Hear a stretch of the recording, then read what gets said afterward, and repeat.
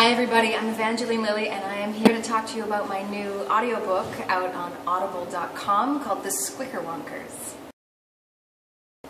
The Squickerwonkers are a band of misfit, outcast marionette puppets who all have their own particular vice, and this series is going to explore these different characters and in their vices through 18 books. The first book, The Squickerwonkers, that's out in stores on November 18th and is available on Audible at the same date, is about a little girl named Selma who stumbles upon these marionette puppets and finds herself coming to an unfortunate end due to her own vices that are revealed throughout the story. I guess Dr. Seuss, really, which is embarrassing to admit because, of course, nothing holds a candle to him. But when I first wrote this book, I was 14 years old, and I was crazy about Dr. Seuss, and I just loved his irreverent use of language and the way he made up words. And so I made up my own word called The Squickerwonkers, and ended up writing a poem that went along with it in order to discover what the Squickerwonkers were. And it turns out they were this family. And so the story's been brewing in my mind for about 20 years. I'm not, actually. I love reading books. When I was a little girl, I had this tape of stories that were narrated beautifully about life in the savannah in Africa. And I was so entranced by those stories, and I listened to them over and over and over again when I would be falling asleep at night. And that's one of my best memories of audiobooks. And then another time, I remember the only trip my family ever made to Disneyland. My aunt was listening to an Audible book or an audiobook in the car on the way. It was a long journey. We were driving from Canada all the way down to Disneyland. And so I have these amazing memories, but it wasn't until I created this audiobook that I re-remembered. I sort of came back to audiobooks as an adult. I just wanted to hear the Squickerwonkers come to life in, for me, what would be 3D.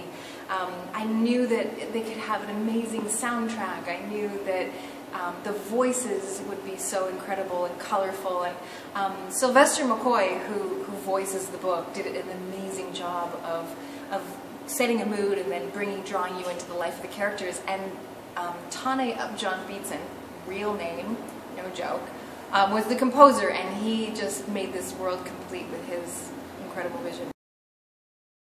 I did, and it was very strongly Scottish. I don't know why, but in my mind, it was always the Squickerwonkers. It was always this real strong Scottish accent. So Sylvester was perfect, because he's a Scot, but he's got a mellowed down accent so that, you know, American audiences can understand him clearly. You know, when I write for adults, I think my acting experience plays into it, because writing realistic dialogue helps when you've actually had to say dialogue.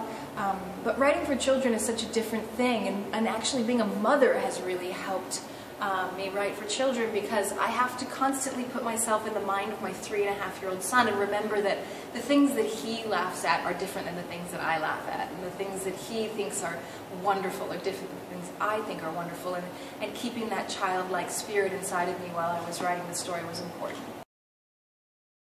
I plan to hopefully write for the rest of my life.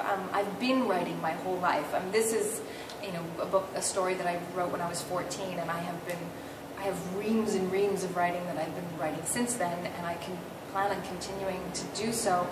The question really becomes, do I plan on publishing a lot more works or trying to get them out to the world? And I definitely do. In 2015, my plan is to work on an adult graphic novel and an adult graphic novel series and an adult novel series. And of course, there is the rest of the Squickerwonker stories to be told. You know, I don't know. I think that what I imagine this Audible book will influence is whether or not this story will make it to the big screen.